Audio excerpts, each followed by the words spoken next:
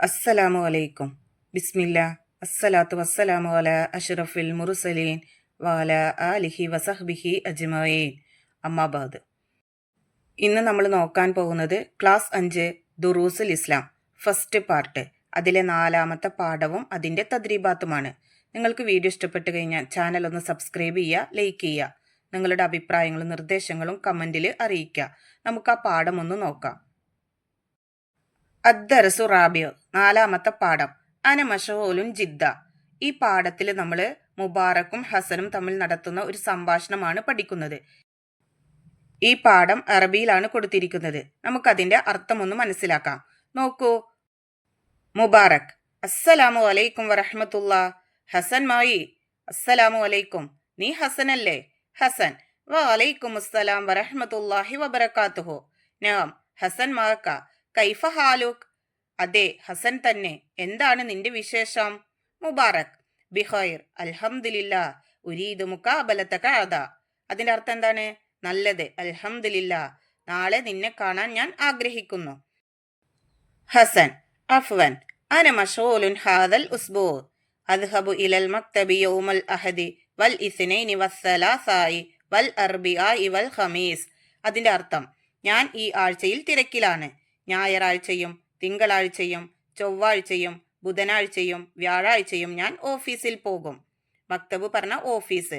യൗമൽ അഹദ് ഞായറാഴ്ച, ഇസ്നൈനി തിങ്കളാഴ്ച, സലാസ ചൊവ്വാഴ്ച, അർബിആ ബുധനാഴ്ച, ഖമീസ് പറഞ്ഞ വ്യാഴാഴ്ച. അടുത്ത് നോക്കൂ. മുബാറക്: മാദാ തഫഅലു യൗമൽ ജുമുഅ. അതിന്റെ അർത്ഥം: വെള്ളിയാഴ്ച എന്താ നിന്റെ പരിപാടി? ഹസൻ: ഹുവ യൗമുൽ ഉത്ല ലിസ്സലാത്തിൽ ജുമുഅത്തി വൽ ഇസ്തിറാഹത്തി മഅൽ ആയില. അതിന്റെ അർത്ഥം: അന്ന് അവധി ദിവസമാണ്, ജുമുഅ നിസ്കാരത്തിനും കുടുംബത്തോടൊപ്പം വിശ്രമിക്കുന്നതിനും. മുബാറക്: മാ അമലുക യൗമ സബത്. അതിന്റെ അർത്ഥം: ശനിയാഴ്ച എന്താണ് നിന്റെ ജോലി? ഹസൻ: അദ്ഹബു ഇല സൂഖി വ അഷ്തരി ലവാസിമൽ ബൈത്തി വ അസൂറുൽ അസ്ദിഖാ. അതിന്റെ അർത്ഥം നോക്കൂ. ഞാൻ അങ്ങാടിയിൽ പോകും, വീട്ടിലേക്ക് അത്യാവശ്യമുള്ള സാധനങ്ങൾ വാങ്ങുകയും കൂട്ടുകാരെ സന്ദർശിക്കുകയും ചെയ്യും. മുബാറക്: അൻത മശ്ഗൂലുൻ ജിദ്ദ. നീ വളരെ തിരക്കിലാണല്ലോ. ഹസൻ: നഅം ഇൻഷാ അല്ലാഹ് നതഖാബലു മസാഅ യൗമൽ അഹദ്. അതെ, ഇൻഷാ അല്ലാഹ് ഞായറാഴ്ച വൈകുന്നേരം നമുക്ക് കാണാം. മുബാറക്: ശുക്രൻ അസ്സലാമു അലൈക്കും വറഹ്മത്തുള്ളാ. ശുക്രൻ പറഞ്ഞ താങ്ക്സ്. ഹസൻ: അഫ്വൻ വഅലൈക്കും അസ്സലാം വറഹ്മത്തുള്ളാഹി വബറകാതുഹു. അഫ്വൻ പറഞ്ഞു കഴിഞ്ഞാൽ നമ്മൾ താങ്ക്സ് പറഞ്ഞാൽ വെൽക്കം പറയുള്ളൂ. അതുപോലെ അറബിയിൽ പറയുന്ന ഒരു വാക്കാണ്. അപ്പോൾ ഇതോട് കൂടിയിട്ട് ഈ പാഠം കഴിഞ്ഞു. ഇനി നമുക്ക് ഈ പാഠത്തിന്റെ തദ്രീബാത്ത് നോക്കാം. തദ്രീബാത്തിലെ 1ാമത്തെ പ്രവർത്തനം നോക്കൂ. നഖ്റഉ വനഫ്ഹം. വായിച്ച് മനസ്സിലാക്കാനുള്ളതാണ്. ഈ പാഠത്തിൽ പഠിച്ച പ്രധാനപ്പെട്ട വാക്കുകളും അതിന്റെ അർത്ഥങ്ങളും ഇവിടെ കൊടുത്തിട്ടുണ്ട്. നമുക്കതൊന്ന് മനസ്സിലാക്കാം. മുഖാബല അഭിമുഖം. അന ഞാൻ, അൻത നീ, അൽ യൗം ഇന്ന്, അദ നാളെ, ഉസ്ബൂ ഈ ആഴ്ച, അംസി ഇന്നലെ, മശ്ഗൂൽ ബിസി, മക്തബ് ഓഫീസ്, ആയില കുടുംബം, ഉത്ല അവധി, യൗം ദിവസം, ഇഷ്തറ വാങ്ങി, മഅ കൂടെ, സൂഖ് അങ്ങാടി, സബാഹ് രാവിലെ, സാറ സന്ദർശിച്ചു, സദീഖ് സുഹൃത്ത്, നതഖാബലു നമുക്ക് കാണാം, ജിദ്ദൻ വളരെ, ശുക്രൻ താങ്ക്സ്, ഇസ്തിറാഹ വിശ്രമം, തഫഅലു ചെയ്യുക, അമൽ ജോലി, ലവാസിം അത്യാവശ്യ വസ്തുക്കൾ, അസൂർ ഞാൻ സന്ദർശിക്കുന്നു.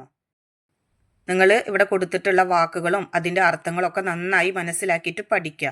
ഇനി നമുക്ക് അതിൻ്റെ 2ാമത്തെ പ്രവർത്തനം നോക്കാം. നോക്കൂ. നക്തുബു കമാ ഫിൽ മിസാൽ. ഉദാഹരണത്തിൽ കൊടുത്തതുപോലെ എഴുതാനുള്ളതാണ്. നോക്കൂ. സ്വദീഖ് സുഹൃത്ത്. അതിൻ്റെ ജംഉ ആണ് ഇവിടെ കൊടുത്തിരിക്കുന്നത്. അസ്ദിഖാവ് സുഹൃത്തുക്കൾ. അപ്പൊ അതുപോലെ നമ്മൾ ബാക്കിയുള്ളതിൻ്റെ ജംഉ ആണ് എഴുതേണ്ടത്. ജംഉ എന്ന് പറഞ്ഞ ബഹുവചനം. നോക്കൂ. വാലിദ് പിതാവ്. അതിൻ്റെ ജംഉ വാലിദൂൻ പിതാക്കൾ. ലാസിം അത്യാവശ്യ വസ്തു, ലവാസിം അത്യാവശ്യ വസ്തുക്കൾ, യൗം ദിവസം, അയ്യാം ദിവസങ്ങൾ. അവിടെ കൊടുത്തിരിക്കുന്ന വരിയിൽ നിങ്ങൾ ഇവിടെ കാണിച്ചതുപോലെ നിങ്ങൾ അവിടെ എഴുതി ചേർക്കുക. ഇനി നമുക്ക് അതിലെ 2ാമത്തെ പ്രവർത്തനം നോക്കാം. നോക്കൂ.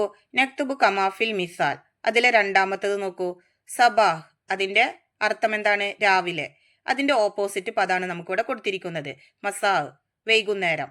അപ്പൊ ഇവിടെ കൊടുത്തിരിക്കുന്ന വാക്കിന്റെ അർത്ഥവും അതിന്റെ ഓപ്പോസിറ്റ് പദവും അതിന്റെ അർത്ഥവുമാണ് നമ്മളവിടെ എഴുതേണ്ടത്. നോക്കൂ, റദൻ, അതിന്റെ അർത്ഥം എന്താണ്? നാളെ.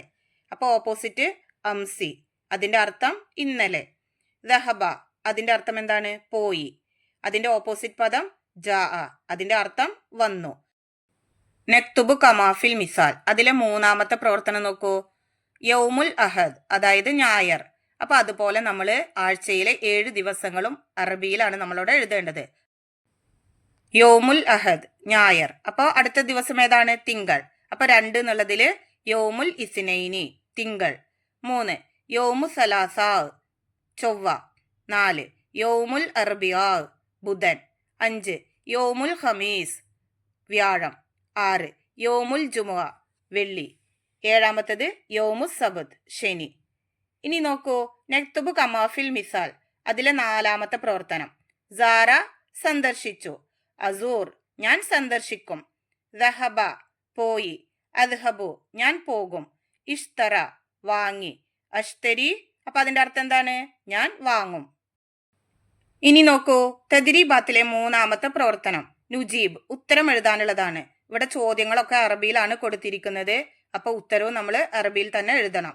നോക്കൂ, 1ാമത്തെ ചോദ്യം, ഐന യദ്ഹബു ഹസനുൻ യൗമൽ ഇസ്നൈൻ, അതിന്റെ അർത്ഥം, തിങ്കളാഴ്ച ദിവസം ഹസൻ എവിടെയാണ് പോകുന്നത്? അപ്പൊ അതിന്റെ ഉത്തരം നമ്മൾ എന്താണ് എഴുതേണ്ടത്? യദ്ഹബു ഇലൽ മക്തബ്, അവിടെ അറബിയിൽ തന്നെ ഉത്തരം എഴുതുക. അതിന്റെ അർത്ഥം എന്താണ്? ഓഫീസിലേക്കാണ് പോകുന്നത്.